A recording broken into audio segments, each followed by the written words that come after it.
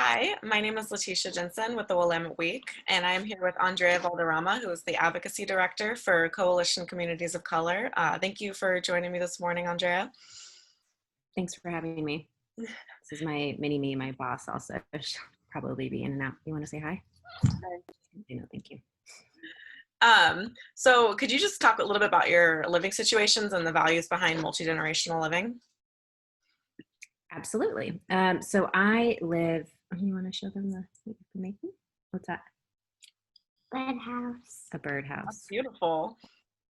Can you give Mama some time so I can talk a little bit? So clearly I live with my daughter and my mom and her husband. We live in, what's characterized as multi-generational housing, but what I recognize and understand to be really normal living situation, something that I've grown up living for the entirety of my life. 1 minute. Sure, that's fine. And I'm really grateful for that. I know that growing up this way with tons of people, my aunt also lived with us at a time, my grandparents, was pretty normal. It was really normal among a lot of my Black, Brown, and Indigenous friends. And I'm really grateful for my mom to be able to pass down a lot of traditions that we have in my family. My family comes from Peru. I'm a first generation here, and there are so many what I call generational brujeria, right, or generational traditions and stories and medicines that I deeply appreciate her being able to pass that down, not only to me but to my daughter. So it's very important. I think it's a really central part of our culture that we stick together, especially in moments of trauma and in moments of uncertainty.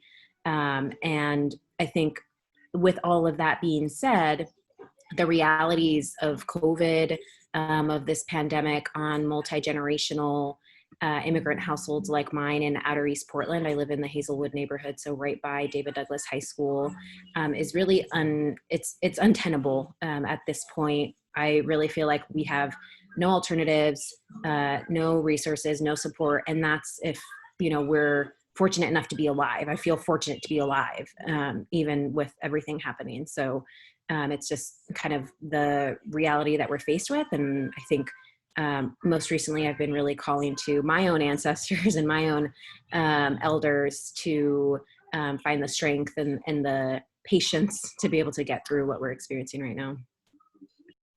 So like you said, the risk of COVID-19 virus is higher for those who share close spaces, putting many immigrant and refugee families in danger. So how does this virus and the fear of catching it have an impact on your family specifically? Yeah, I think it has an impact on a lot of different fronts. And then it also is just like a constant anxiety and worry as we continue to live in the ways that we have known, have been passed down traditionally, and can't separate ourselves from. So for example, some of the realities that we're just facing right now, or, I have an average in my house of about 7 people using our internet and Wi-Fi, and that's for schoolwork, for work, for telemedical visits. I have lots of folks around the clock using water to, wash our hands and sanitize all of our linens. I also, when possible, am trying to look up food pantries and food options. When I, when I can't cook, or when my mom is tired and we can't necessarily afford groceries at that week. And so there's lots of kind of things that we just have to get through, right, in terms of survival mode. I also have a fairly small sized house, so we don't necessarily have the best AC or, air ventilation. So I just mentioned all of those things. I know it's not exactly what your question was, but I just mention it because I think I'm still kind of I'm there, right? I can't even really think through, oh, well, what happened?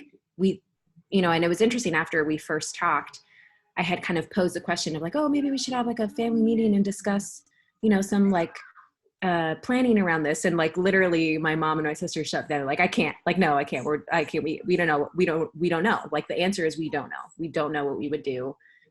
We would, it would, yeah, they can't even talk about it. I think part of it is like just a lot of other traumas that are happening right now, so it's just like a lot of other things for us to be able to get through before we can even get to the point of um, you know, dealing with me and my daughter who do have asthma, who are much higher at risk. My mom and her husband, who are much higher at risk. My sister and her kiddos, who are right. Like it's just kind of like that big elephant in the room.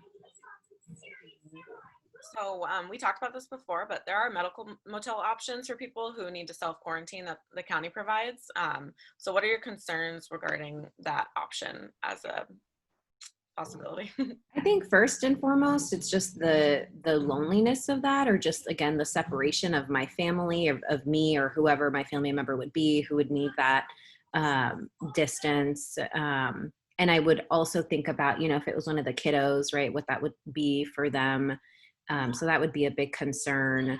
I think another just significant concern would be, we've been hearing a lot about ICE raids in other areas of motels, hotels, where they have been housing immigrant refugees and undocumented folks. And obviously that would be something that probably would completely dissuade some folks from my family from even utilizing that as an option.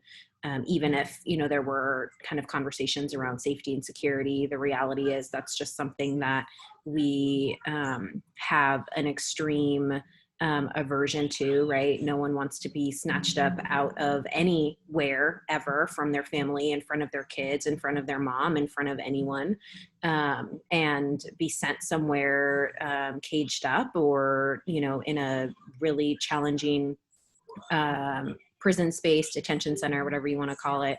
Actually, what do you think the policy solution should be to help solve this? I will say one thing that I just really continue to struggle with, and I think at the forefront of my mind is, my daughter will be starting kindergarten in the fall, and I'm really worried. I'm very grateful and understand my own privilege around the education that I've received. Turns out none of it is helpful, because I didn't get a teaching degree. I have no idea how to teach my daughter, how to become a full-time homeschool teacher all of a sudden.